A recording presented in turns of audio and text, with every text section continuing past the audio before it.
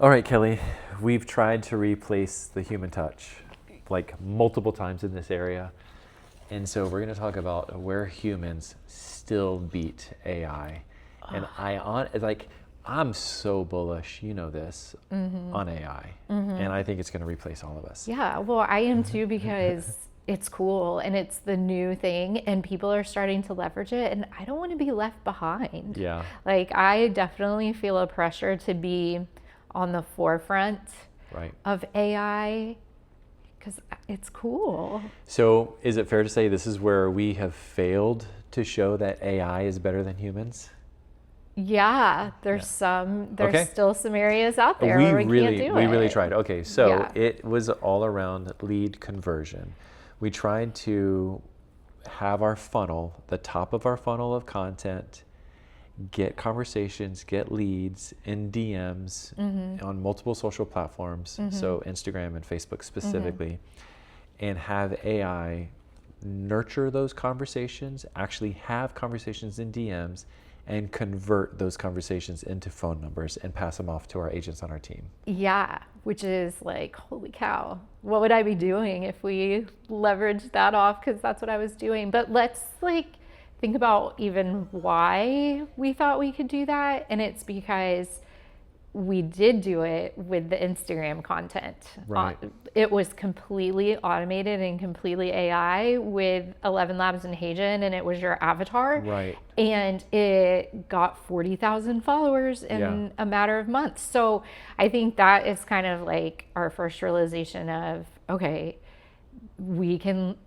AI is so good that we have faked a lot of our local population into thinking that you're a real person and it wasn't you at all. Yeah.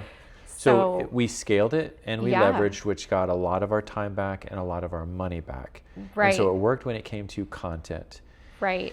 So then we're like, naturally, you were converting you converted like 200 leads within 3 months. 200 in the first quarter, a little over 200 in quarter one. Yeah. And that's you personally communicating back and forth in DMs with people that then express like 3 or 4 qualifiers, and then you get their phone number and you pass them off. And we're like, holy cow, we have the next project for AI to leverage. Right, because we built a system of like, okay, this is the conversation flow. This is when we know when we're going to ask them to be a lead or whatever. Right. Like we had a whole system built out, and it was taking 40 hours a week for me to do it. So All your everything, energy. all the energy, and no other projects could be built behind the scenes when all of my energy was going towards generating leads. So we wanted to free you up. Yeah, we had to free me up if we wanted to pursue any kind of other building of projects or pillars or anything,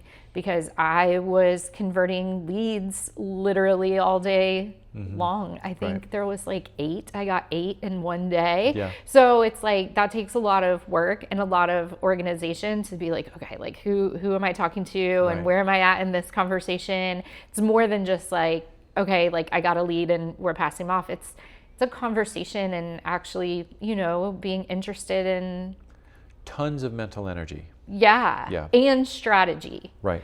So leveraging me out of that and giving me my time back. Plus it was systematized in everything in our business. Like that's what we do. Like we have an idea, we figure it out, then we systematize it to scale, and then we leverage it off to somebody. So it's only natural It's just that the way like, we're wired. awesome, cool. Yep. Now like check, let's find a person to run this. And then Kelly can get back to finding something else to build, systematize, and scale off. And so going through all that and it not working out, this is where we have come to accept the fact that this is where humans still beat AI. We've actually tried to take that position and leverage it off to virtual assistants, to systems, to automations, to local, and it never worked even 50% as good as when you and I would do it. And so I think let me frame where we're going to go with this. We as business owners and real estate agents love leveraging things, and we love systematizing things, scaling things, and automating things. And this is what we've come to realize. cool with the majority of tasks. But when it comes to your most important income generating task, which is actually communicating with leads or relationships, relationship with people, that is not something we want to automate, leverage, or scale. It's just not quite there, and I'm going to use the word yet, because AI is getting better and better every day, and I do think that we will be able to get there. I think you can use it a little bit. So remember MiniChat integrated ChatGPT into MiniChat, and you can, I mean, even without the ChatGPT integration, you can set up your workflow to be like, okay, if someone does this, then they're going to get a message back that says exactly what you want it to say.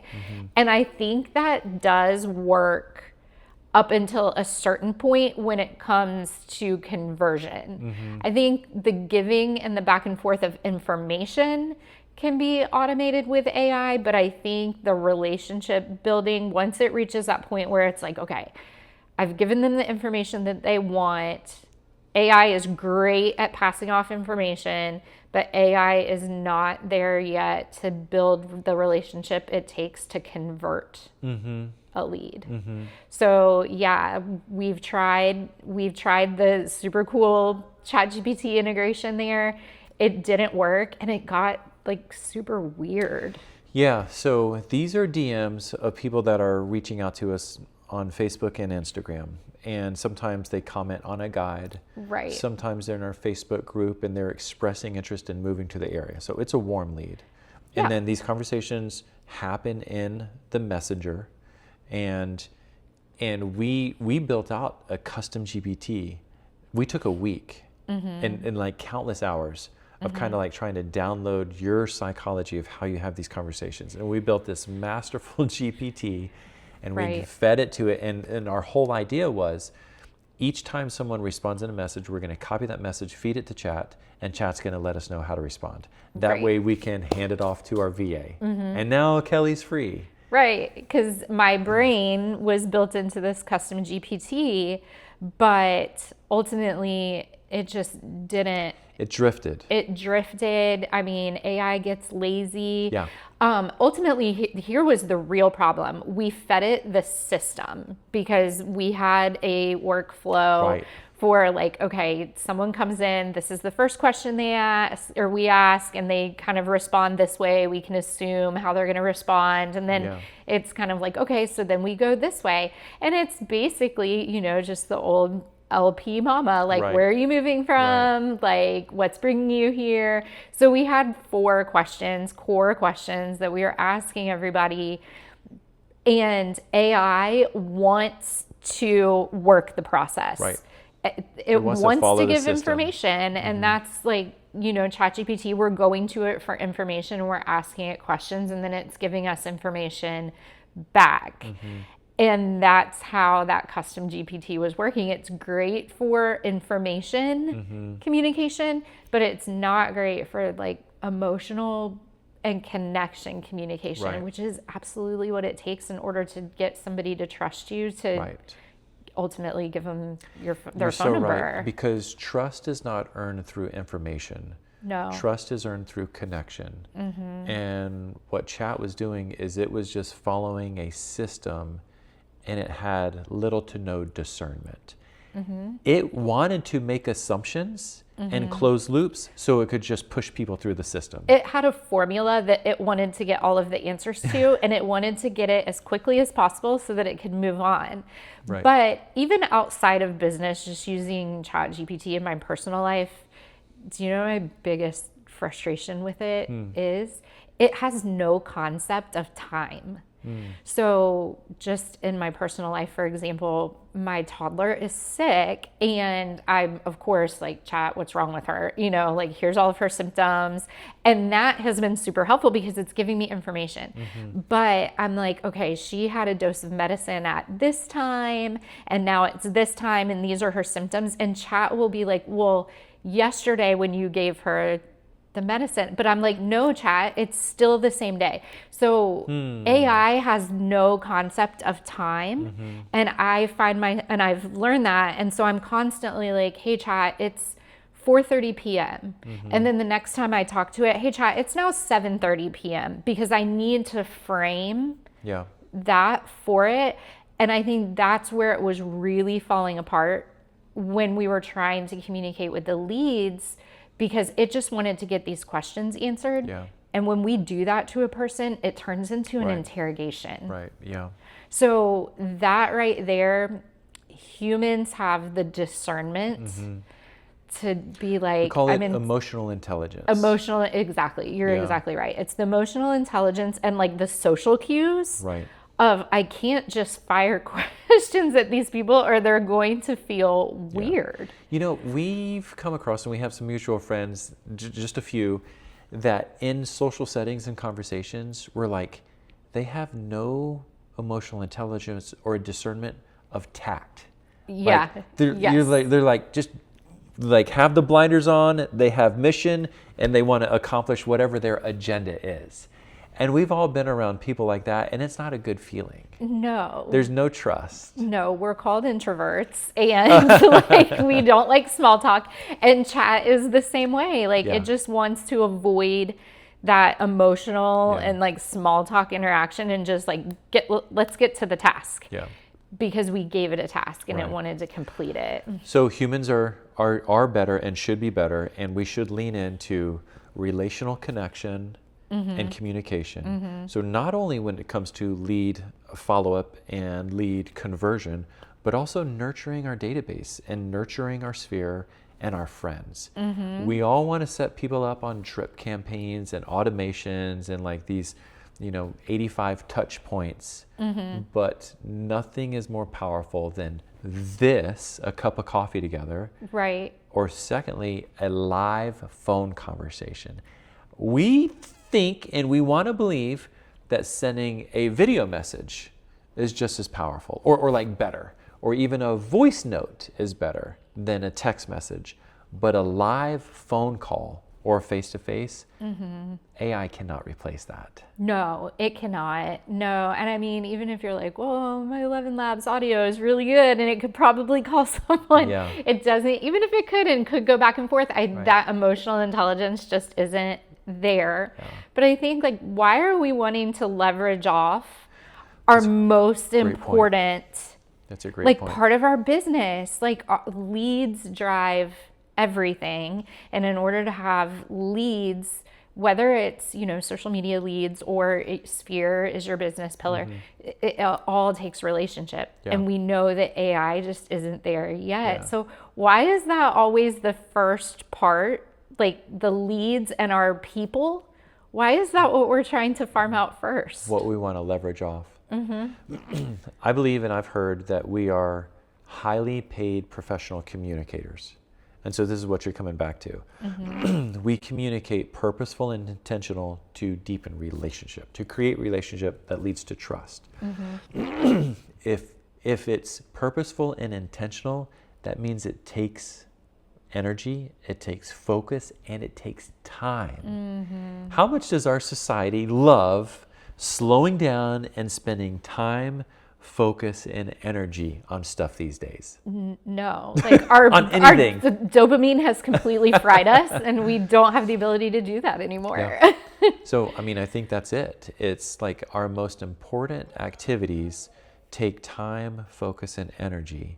And for us, that should be communicating with our people. And if we can, and so like we don't want to do it because it's inconvenient. And we don't like having to think. And so therefore, if we can leverage it off, because leverage is such a cool word, right? And automate and scale it and free us up. It's like, free us up to do what? Something far less important. Right. Like what else is more important than us communicating with our leads and our people to deepen relationship and trust? What else is more important than that? That's such a great point. There isn't. That's everything, because it keeps everything flowing consistently in your business. But, it's also just being a good human is connecting with people. Right. But we're so quick to be like, this takes all of my time, effort, Yeah. and energy. I want to get rid of it. And here's what I think is making it more challenging too. AI is great at drafting emails and setting up your drip campaigns and filling out all the, automated steps in that.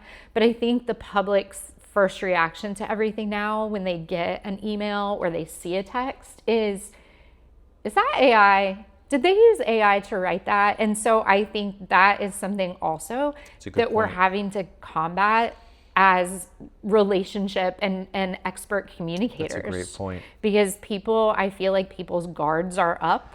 Everything's too polished and everything's too perfect. Yeah. And I sent a very important email this morning and AI wrote it. And I know that we're still early in the process, that not everyone is suspicious and skeptical, but I bet in a few months, everyone will. And whenever those people reply to my AI email, they're probably using AI to send the reply. And then but my question is, if you sent a really important email, was it to a person that you were necessarily wanting to build relationship with, or was it more so on a professional level? It was a professional level.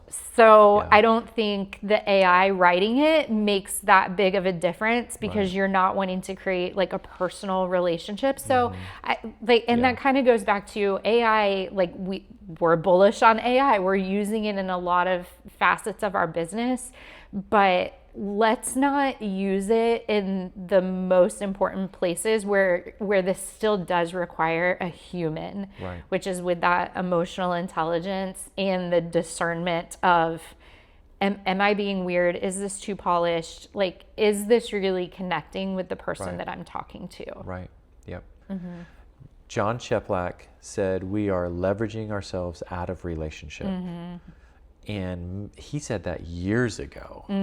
Holy cow, it's even more true now than ever. And the true point of value and connection is turning into trust. It's going to be trust. And that's why all our YouTube content is going back to real Josh, no longer AI Josh. And it's not even polished YouTube content. No, it's more raw. I think you real. tripped over a hole in the last video. It's more raw and real content, so people know that it's me. Because as I'm watching more and more YouTube videos, and I love YouTube, like if I get a suspicion that it's AI, the value in my head lowers. And we love avatars and all that. Yeah, I think it just goes back to like what are you, like, what is the type of communication or what is the purpose of the communication? Because I don't mind the AI videos if it's getting me the information that I need. But you don't need trust there. I don't need trust there. I just need like to know that they know what they're talking about. Yeah, I just need information. But I follow several people on Instagram and I follow it for their authenticity and like their realness. Yeah. So if I feel like what they're talking about is coming from a ChatGPT script, it will immediately change how I watch them and if I continue to watch them. That's a great point. Yep. So AI cannot beat humans when it comes to establishing the trust and the discernment of communicating with other humans. And that's where us as professionals, our best time and energy is spent, is making the connection. And the easiest way to start is just phone calls with people on their birthdays. Yesterday was Brian Thurston's birthday with Riverside. Aww. And I sent him a quick text and he replied and I'm like, oh, you're not, like, that's just where we're going to start. And I immediately called him and had a wonderful conversation. And you know, when you call people and have a conversation with no agenda, it's such a breath of fresh air.